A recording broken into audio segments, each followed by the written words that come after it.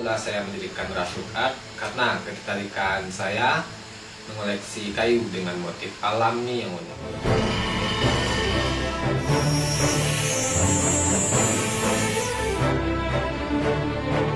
Desain dan motif saya terinspirasi dari kultur Minangkabau seperti gondong Bagadang, pakaian tradisional, senjata tradisional, dan motif Minangkabau lainnya. Yang saya ciptakan mengutamakan kualitas, kenyamanan, dan kepuasan untuk klien saya.